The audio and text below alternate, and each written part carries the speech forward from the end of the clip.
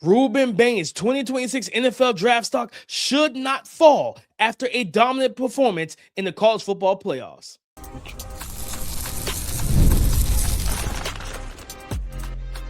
You are Locked On NFL Draft, your daily podcast covering the NFL Draft. Part of the Locked On Podcast Network, your team every day. Welcome back to the Locked On NFL Draft Podcast, your daily podcast covering your favorite draft prospects, part of the Locked On Podcast Network, your team every day. I'm your boy, Damian Parson. I'm an NFL draft analyst with Bleacher Report. That's my guy, Keith Sanchez. He's a director of scouting with the Draft Network and 2019 national champion with the LSU Tigers.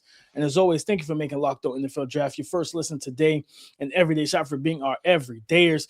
Round one of the college football playoff is in the books, and we have to recap. We're going to go over the money makers, a.k.a. stock up, the bag fumblers, a.k.a. stock down, and we're going to give out our game balls of the week. But before that, today's episode is brought to you by FanDuel. If you want to be right in the middle of the action this season, visit FanDuel.com and place your NFL live bets all season long. Keith, I'm going to start with I'm going to say a double header.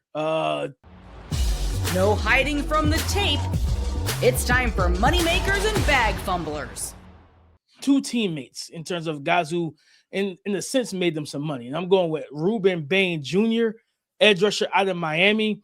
Rueben Bain coming into the game, Keith, for, probably the last couple of weeks, it's been a lot of talk around his body type, his arm length, whether or not he should be, does that, meet the requirements to be a top 10 pick or top 15 pick. I've even seen some people say he's going to fall out of day one, out of round one, and fall to round two because he has, I think, sub 31s or 31-inch arms. Well, it didn't really matter in this game. Rueben Bain Jr. finished with 3 sacks. He blocked a field goal in this game, Keith. He was dominant against the run. He set the edge. He did everything he needed to do, especially after, I think it was the left tackle from Texas A&M was like, yeah, we're not really worried about Rueben Bain Jr. And his response to that was, God bless those guys. And anytime somebody says God bless in the response, that usually means I got something for you. That's not really a good – he didn't actually mean God bless you. He just means, hey, I'll see you on the field. And shout out to him, Keith. And then Ahkeem Mesidor. He's going to be an interesting one. We're going to talk about this draft season, Keith, because he's going to be an older prospect. I think a 25-year-old rookie. He had 10 pressures in this game alone. He had 10 pressures. Rueben had 4 pressures, 3 sacks. Again, he had the blocked field goal. Ahkeem had 10 pressures and a sack. Both of these guys, really, I think Ahkeem, he opened a lot of people's eyes. For those who have never really watched him or paid him that much attention, Rueben Bain's the guy. Shout out to these two guys. They both balled out. I think they sacked Marcel 7 times on Saturday. Yeah, it was a battle of the trenches, right? That you knew Texas A&M were good in the trenches, and we talked about this, setting this game up. That was last week. And we talked about it. Listen, it's going to be a Rueben Bain versus Cashius Howell type of conversations, right? It's going to be Texas A&M defensive line versus Miami defensive line. Not that they're playing against each other, but they're going to be responsible for setting the tone, right? And I'll give credit. I think both defensive lines set the tone as far as kind of stymieing offense, right? Like the game was 0-0 at half. And it was a struggle. Yeah.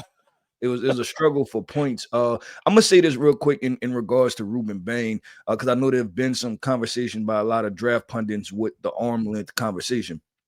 Listen, if there's a question of Rueben Bain in regards to where he may get drafted, I don't think it's length. Right? It's just the fact that he's 275, 280 pounds. So the length is not the conversation. It's just, okay, where do you want to play him? Because he's such a unique frame and a unique player, and the body profile and what he presents may look more of a defensive tackle. Just saying that he's not long enough. Listen, the guy has sack production, right? Like, he can play edge. And then this is the other conversation. We've seen plenty of other prospects with 33, 34-inch arms that can't get the job done at all, right? Like, we drafted them really high because they had the measurables, and then they can't get the job done. We've seen edge rushers. I mean, I hate to throw names out there, but like a Tyree Wilson, right? 34, 35, 36-inch arms, and then the sack production isn't there. So I think for us, and speaking to the Locked On NFL draft family, this conversation for Rueben Bain is more about the versatility and where does he actually play, because he's 275, 280 pounds. So that's where that conversation needs to land, not a matter of if he has enough length overall. DP, I'm going to go with another Miami guy. I'm going to go with running back Mark Fletcher. I thought he balled out. I thought he showed well. I thought he ran with physicality. I thought that for 3 3/4 of the game, it was him, right? Like he had to kind of hold it down for the offense because the passing attack was kind of stymied. Texas A&M played well. There's pressure that they provided on their end, and he had to be just enough for them to not lose the field position battle totally, right? And it just end up in a bunch of field goals, and they can't overcome that. Right? Texas A&M has good field position, and they can't overcome that part of it. I thought Mark Fletcher ran to the better part of what his evaluation is, meaning that this is a big, strong, downhill physical back, and you've seen him run like that. It was the one run, I think he was running down the right sideline, right? And he was stiff arming people and throwing people out the way, running through people, and you see he had kind of a bit of a top gear. So you place yourself in this running back class, right? And the conversation for it is that, hey, where does he fall in the realm of big backs, right? And this is a draft class that doesn't have a lot of backs, period. So can you get an NFL team to say, you know what, I'm willing to buy into this guy being a back end of a top 100 pick, right? The back end of the third round, top of the fourth round. So shout out to Mark Fletcher. I think he definitely made himself some money. Absolutely. I'm going to talk about him a little later, some foreshadowing there, Keith. I'm going to save my remarks for later on in the show. At me like that. You was hoping I didn't say it. That's what it was about. I was like, he brought my guy up early. But nah. Listen, he played well, but I'm going to save my remarks. I'm going to go to the Alabama-Oklahoma game. Our boy, we said it, I think, on Friday. People, this is a guy you're going to have to watch the film on to really like what he brings to the table. Deion Burks, Keith. Like, Oklahoma went up 17-0, I think it was, in this game early. Deion Burks was 7 of 9, 107 yards, 1 touchdown receiving. He averaged over 15 yards, a little over 15 yards per catch, and he predominantly played on the outside. So, like, this is a guy who I think projecting him to the league, I'm going to want him more in the slot where I could give him that two-way go and let him, like, really be able to stress defenses with his speed, his yak ability, and everything. But he made big plays in this game. I think he may have been like I think it was a dagger concept. They had the clear out. He ran the deep dig, and John Mateer found him and fired it in there between the zone coverage, and then he just ran it in for a touchdown. The run, I think his ability to make plays after the catch with the ball in his hands, as we've talked about him for I feel like 2 years now since he left Purdue. And I think that was this kind of coming out party because, granted, he played well against Michigan early this year, but like just John Mateer, the hand injury, him not playing the way he did the beginning of the season, this was a better performance that we were able to see. And I'm glad they fed Deion Burks the football in his passing offense. Yeah, no, and also the toe tap kind of catch that he had on the sideline right too, to show the wherewithal, and that's what we continue to say that. Listen, this young man, he knows how to play the game of football, and he's going to be a guy that he may fall through the cracks some because he's not as popular as some of the other wide receivers at this moment, but don't slip up and let this be a Amon-Ra St. Brown to the Detroit Lions type of situation, meaning that a very talented wide receiver falls to the fourth round, right? And you're able to scoop him up. So I'm right there with you, DP. I was you almost did a fist pump, right? You was like, there we go, right? We just talked about this guy. And then he had a 100-yard receiving game. DP, let's do this, man. You know what we do, man. Whoa, real quick. Okay, you got another guy. I got one guy. Go ahead. Oh, my bad. I forgot about this one other guy. Deshaun Stribling. We mentioned them on Friday, Keith. Like, for Ole Miss in this game, we knew it was going to kind of be a blowout. Like, Tulane fought the best they could. Yeah. But Deshaun Stribling was 5 of 6, 79 yards, and a touchdown. He's listed at 6'2", 210. And in this wide receiver class, like, it's a good group.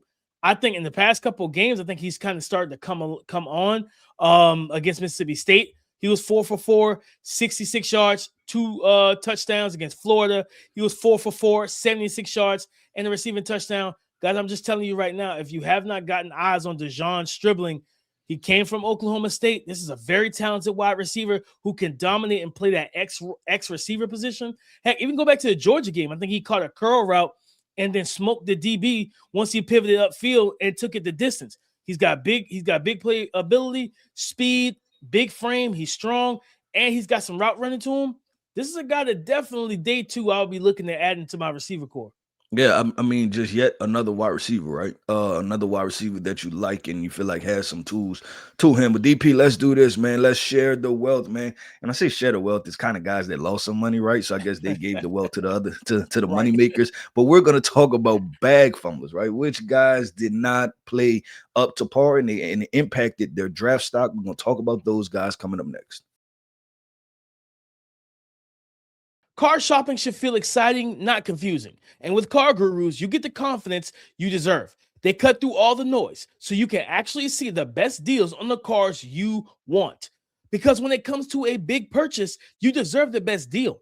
And Car Gurus makes that whole process simple by giving you real information, real deal ratings, and more listings than anyone else, so you can shop the way you want. Use Car Gurus deal ratings to compare cars quickly without having to guess whether the price is fair.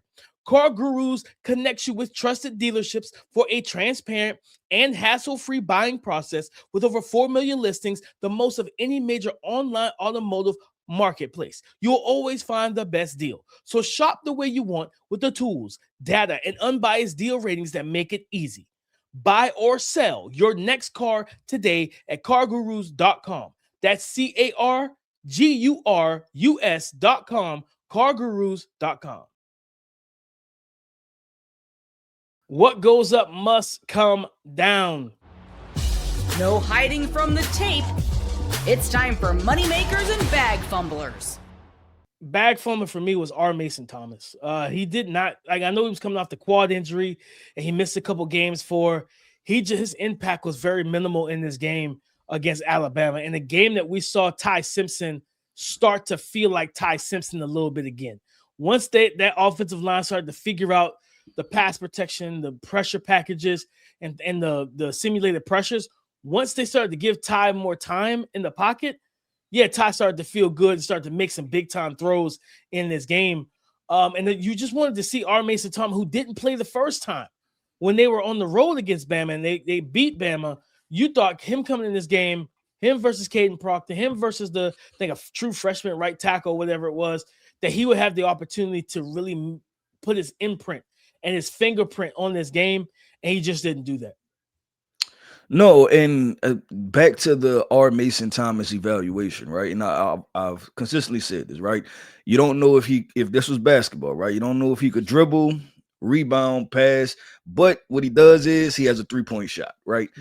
But the issue is that when the 3-point shot isn't falling, and I'm talking about his ability to be a premier pass rush artist, right? In winning, and it's not only that, is that he wins with speed around the edge, right? That's his one go-to move, right? So I'm not saying pass rush artist, I'm saying the one way he wins also is speed around the edge. But when that isn't falling, and in the conversation of that isn't falling for a pass rusher, meaning that the guy on the other side is an athletic offensive tackle that can run you around the edge, right? He can beat you to a spot on the arc and just run you around the quarterback, then you have an issue. And I think that started to show a little bit for R. Mason Thomas, and then you go back to the drawing board and you have to ask yourself, okay, cool. With R. Mason Thomas, where can I put this, right? Where do I draft this type of skill set? And then also, what can I develop, right? How much more is there to be developed from him overall? So I think that's a unique conversation to have with him. DP, I'm going to go with a quarterback, man. I'm going to go with Marcel Reed. This is now, and I hate to go this way, but this is now a trend, right? When I look at him and I look at his seasonal stats, right, and he was playing really good football, and I thought that we talked about him, and it was deservingly so. But we seen Texas put out a specific game plan, and then we seen Miami almost implement that same exact game plan, right? And it was take away something and then try to force him to be a pocket passer. Now he did escape the pocket a couple times, but it was dropping the coverage and get him to try to fit the football in the tight windows. And it was one throw where he airmailed it, right? And it was an interception to the Miami defender. I think it was the safety. And then you say, see, this is the accuracy things, right? The mechanics, the reason why, okay, we have to trend to go back to school, right? Get some more development, things like that, because the athletic profile, you can just flat out see it, right? But we don't, everybody wants a running quarterback, athletic quarterback. And I'm all for that, right? I'm all for athletic, mobile, can run a full. If you could do it, check the check box. I mean, check the box, right? But I don't want you to only be a runner, right? And if the college game is moving too fast for you at this moment, and when it comes to pre-snap to post-snap adjustments for you to, be able to see certain things, you may need more reps in college, right? To be like, okay, cool. All right, I seen this last year. Again, I know what it is. They're going from 2 high to 1 high. It's probably cover one, something like that. Here's the robber. He's going to jump in the middle of the field, XYZ, things like that, right? And I want you to be able to handle those things, because I think the past 2 games have really slowed down the momentum of if he'll even make it. And then now also by them losing, you don't even have any more cracks at it, right? Like the season's over. Like that's how your season ended with what the game was 10 to the Texas game, 27-17, and then the Miami game was 10-3, right? So it just wasn't great in both games. DP stat line, he completion percentage was right around 62 in the Texas game, 64 in the Miami game. But this part was extremely similar: 0 touchdowns, 2 interceptions for both games, right? Like that's not how you want to walk into the NFL draft and people having those question marks. So I thought he lost himself some NFL money. But it's Texas A&M, so he'll get some more college money. But and I'm because we got the quarterback show tomorrow. That last part. He's going to be very interesting, because I want to dive into that, like, kind of a more overarching conversation on him and that Texas A&M situation on tomorrow's show. Keith, I'm gonna go to in this game. I was watching the film back Sunday morning after Saturday. As I was getting ready for NFL games. Cashius Howell, man, he did not have the game that I wanted him to have as a pass rusher in this game. I think, looking at the numbers in this game, Cashius Howell he had 1 pressure all game in this game. He had a pass rush win rate of like 5% and whatnot. He was okay against the run. There were some moments against I think another guy that kind of, I would say, lost himself some money was the guy he was facing. That's Francis Maui-Noah. I think Francis Maui-Noah looked like a guard in this game. Because when Cashius was able to get just be able to rush the pass in one-on-one, you saw him stress him, which we talked about, stressing the range, right? And then you get Maui-Noah trying to create a short corner by just a quick jump set and not allowing him to get outside. But then Cashius was able to get inside his chest because his hands are wide. But against the run game, he struggled. Like he had a couple of plays where he set the hard edge, but for me it was more so, can you disengage? Can you shed the block and get back to the ball? And it's like, I set the hard edge, but that's all I got for you. And then guys are able to wall him off, wash him out of the spot, especially on them outside zone runs. He's playing outside leverage and they're just taking him out there. He's like, they're just taking him out the way, creating a big gap for the running back. And now you're telling either your linebacker get over, your safety, or that corner, you got to run the alley against Mark Fletcher at 225 pounds at full speed downhill. He just didn't have the impact that I wanted him to have, especially for a guy that has been in that top 15 range. Like we talked about it. I think you said, I want some drama. Hey, Cashius Howell, come out here and show that everybody says Rueben Bain, step up. This was a game I did not feel like he stepped up as a pass rusher at all. Like he had to, like I said, he had the pressure. I think he only finished with like 2 tackles in this game as well. He was neutralized for the most part. Yeah, I think it'll make for interesting. I don't even know if you can go to word case study, but when you compare some of these Texas A&M defenders, right? You go back to DeMarvin Leal. You go to Chris Clemens. You mentioned Shamar Stewart, right? Yep. And now you have I'm missing one too. Shamar Turner, who is more, he played interior defensive line too. Yeah. And then now you have Cashius Howell. You put in Nick Scourton, right? Oh, and Nick, Nick, I will probably put in a bucket I would separate him from the Mhm. rest of the guys that I'm talking about. He's actually performing well as a pass rusher. Yeah, but because the point I was going to get to was that at Texas A&M, it appears of transitioning, right? Like the instincts of transitioning run game skill Mhm. set and pass rush skill set, Mhm. right? And it's just an interesting dichotomy of like how like these guys are they all of them are 6'4", 6'5", 270 pounds and freak athletes, right? Like all of Yeah. them look the part, right? Like you roll that out as a defensive line, good You're like, luck, right? As far as all right. getting off the bus, but just the instinctual parts of it. I think that's the word. I'm Mhm. like the Yeah. instincts of okay, cool. The ball is snapped. It's not 3rd and long. It's 2nd and 6, where this could be a run or a pass, right? And then okay, if it's a run, I have all of my technique that I'm getting down. I'm gonna be able to lock out this defender, shed him, boom, get to the ball, right? And then if it's a pass, I could quickly convert. It seems like these guys at the snap, they're either one or the other, right? Like okay, cool. Yeah. I'm all in on the run, and I think that's what we seen with Shamar Stewart. And I think as Mhm. much as there was upside for him, I had a lot of concerns because I'm like, Yeah. we haven't seen a lot of true pass rush snaps, right? Like Mhm. in a lot of this stuff, you know what it does to the P, and we say this with quarterbacks, but what they do post snap seems pre snap determined.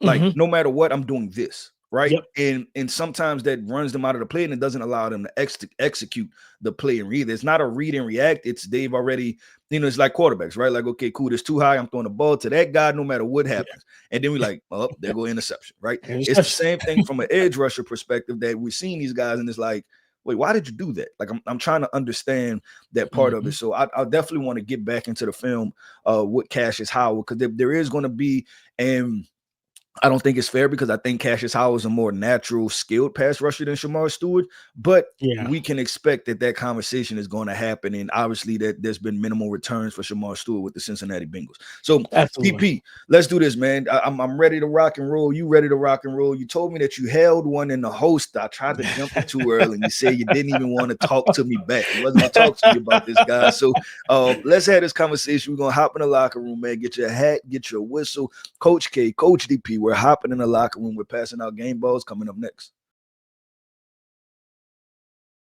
NFL Sundays move fast. One big play and suddenly everything feels different. That's what makes live betting with FanDuel so exciting. You're not just watching the game, you're reacting to it in real time. With FanDuel, you can place bets as the action unfolds. Every drive, every momentum swing, every highlight moment. Live betting is best when the game starts to shift. A receiver gets hot, a defense tightens up, or the momentum flips after a turnover. FanDuel lets you jump into the moment with player props that update as guys heat up. And we'll talk about player props. You can go ahead and bet on the 2026 NFL Draft and who will be the #1 overall pick. Indiana quarterback Fernando Mendoza is the leading betting odds favorite at a -180, followed by Dante Moore at a +250.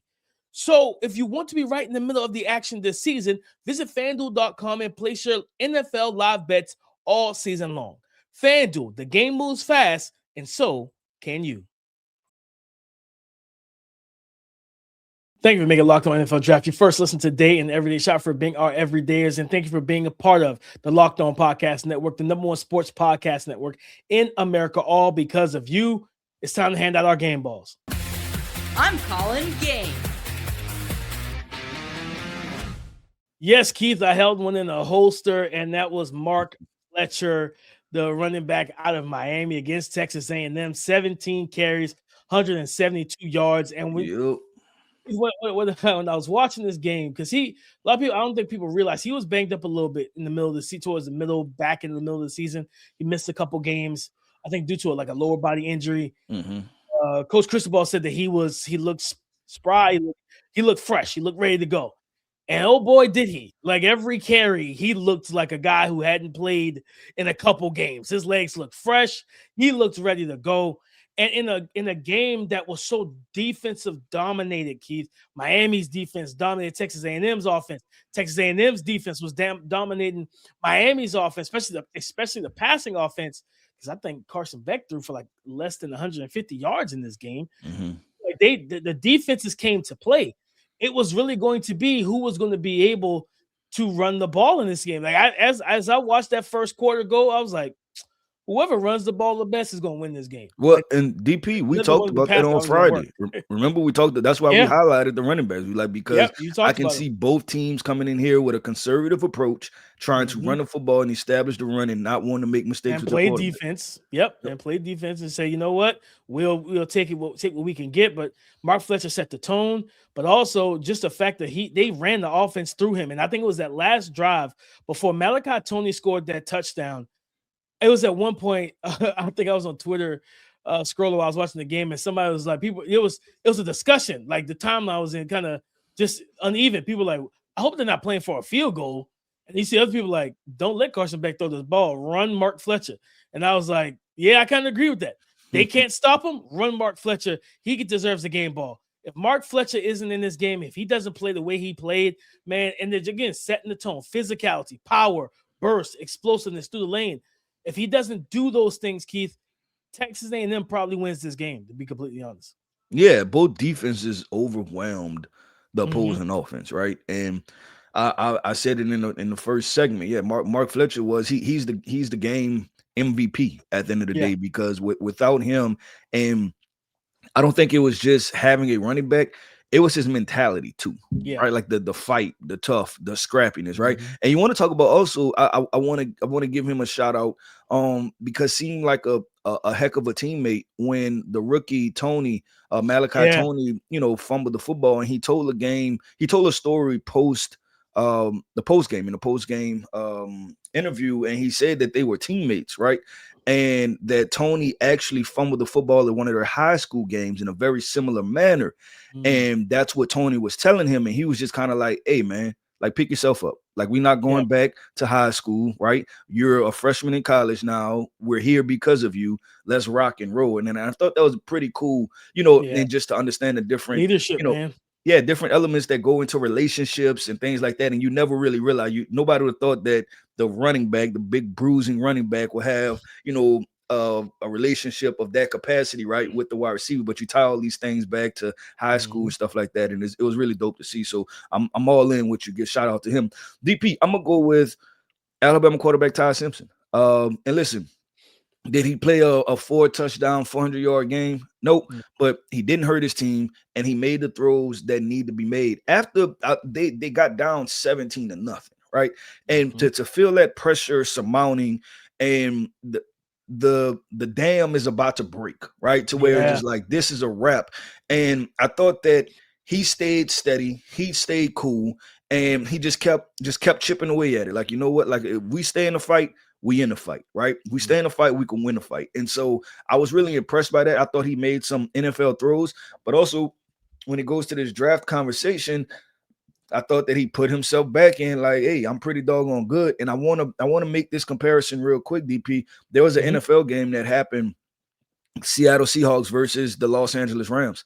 And once again, Sam Darnold had a multiple interception game against the Los Angeles Rams, and everybody was ready to throw the Seahawks away along with Sam Darnold. And Sam Darnold might have went first, right? But it wasn't just the quarterback making plays. It was the team, right? And Rashid Shaheed's punt return in that Seahawk game, to me, mirrored the interception return, to where it's a collective team effort. And we'll finish talking about this on tomorrow's episode, but we have to start looking at in context of that for quarterbacks, right? That it's not just an all them type of football game. So I wanted to give a shout out to Ty Simpson. I thought he played good football, and I thought that he played himself back into, I should be in first round conversations. Without question. We're going to break that down even more than tomorrow's show, Keith, because I'm right there with you. Like, you can't tell me you watched that game. They were down 17-0. I know. I saw people tweeting like, man, at Oklahoma on the road, that crowd is raucous and alive and everything else, and you're down 17-0 on the road. And they needed some things to break even in there, like the punter.